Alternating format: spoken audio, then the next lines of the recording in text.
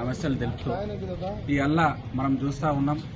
IAS Dana Kishore గారు ఇచ్చిన complaint ని బేస్ చేసుకుని ఈ తెలంగాణ రాష్ట్రానికి భవిష్యత్ అయిన మన కేటీ రామారావు గారి పైన ప్రివెన్షన్ ఆఫ్ కరప్షన్ యాక్ట్ కింద 13(1)A రెడ్ విత్ 13(B) లోపల సెక్షన్స్ లోపల కేసులు పెట్టడం చూసినాం. అదేవిధంగా ఐపీసీ 409 రెడ్ విత్ 120(B) పైన కేసులు పెట్టడం చూసినాం. నేను ఇవన్నీ కేసులు కూడా గౌరవ కేటీఆర్ గారి పైన ఎట్లా వర్తిస్తాయని నేను ప్రశ్న చేస్తా ఉన్నా. మనం ఒక్కసారి ఆలోచన చేసినట్లయితే ఏదైతే ఫార్ములా ఈ రేస్ కార్యక్రమం మన హైదరాబాద్ లో 11 ఫిబ్రవరి 2023 నాడు చేపట్టడం జరిగిందో అది దేశవ్యాప్తంగా దేశానికే బ్రాండ్ వేయించే విధంగా, అదేవిధంగా మన క్యాపిటల్ సిటీ అయిన తెలంగాణ క్యాపిటల్ సిటీ అయిన హైదరాబాద్ బ్రాండ్ వేయించే విధంగా అది పరిగణించిన పరిస్థితిని నేను చెప్తా ఉన్నా. నేను ఒక మాట చెప్తా ఉన్నా, సచిన్ టెండూల్కర్ భారతరత్న అవార్డు గ్రహీత ఆ వ్యక్తి కూడా ఇక్కడికి వచ్చి ఆ ఒక కార్యక్రమాన్ని వీక్షించి దాన్ని కూడా కొనియాడిన పరిస్థితిని నేను చెప్తా ఉన్నా. నేనేమంటున్నా అంటే రేవంత్ రెడ్డి గారి గురువైన చంద్రబాబు నాయుడు గారి కోడలు నారా బ్రాహ్మణి కూడా ఆ కార్యక్రమంలో లేదా అని నేను అడుగుతా ఉన్నా.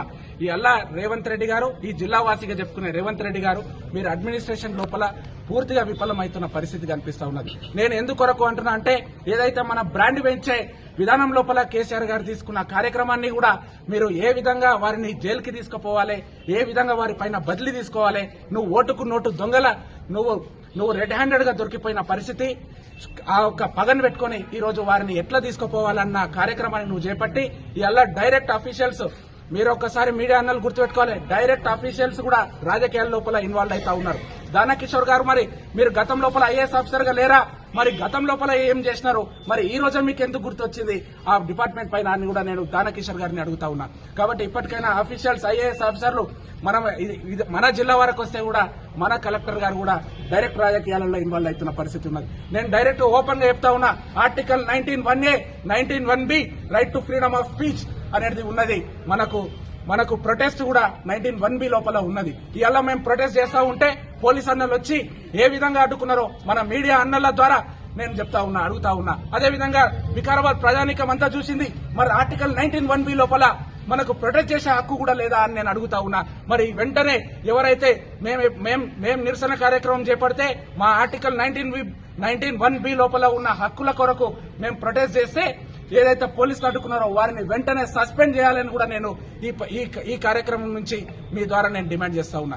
కాబట్టి ఇప్పటికైనా రాజరిక వ్యవస్థ, దోపిడీ వ్యవస్థ ఇవన్నీ మానుకొని ఇప్పటికైనా నియంత్ర పాలన మానుకొని ఈ జిల్లా వాసి కాబట్టి ఈ జిల్లాకు చెడ్డ పేరు లేకుండా వెంటనే ఇటువంటి పనులను ఆపుకొని నువ్వు ఇచ్చిన హామీలన్నీ నెరవేర్చాలని డిమాండ్ చేస్తా ఉన్నా. నేను ఇంకొకటి మాట అడుగుతా ఉన్నా, ఇలా కేటీఆర్ గారి పైన కేసులు పెట్టినారు.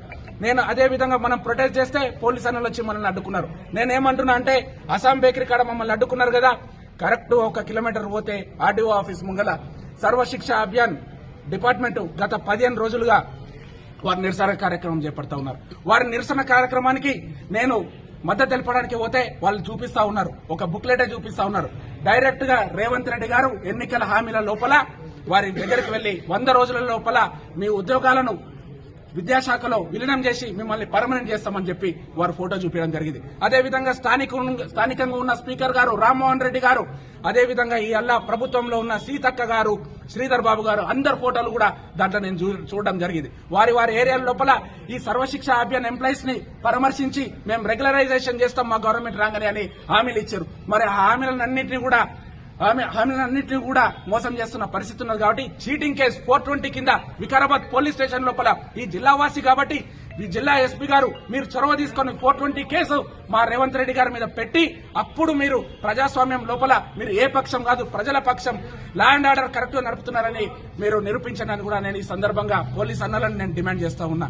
కాబట్టి ఇప్పటికైనా రేవంత్ రెడ్డి గారు ఈ పగలు బదిలీలతోని ఏం అయ్యేది లేదు, ఏం ఒరిగేది కాదు. కాబట్టి నువ్వు ఇచ్చిన హామీల పట్ల నువ్వు ముందుకెళ్ళు, నీకు భవిష్యత్తు ఉంటుంది తప్ప కేటీఆర్ గారి పైన బురద జల్లితే నీకు భవిష్యత్తు ఉండదు. ప్రజలందరూ కూడా చీ అంటున్నారు, ఈ జిల్లా వాసి అని చెప్పుకుంటావు కాబట్టి మాకు చెడ్డ పేరు వస్తున్నది.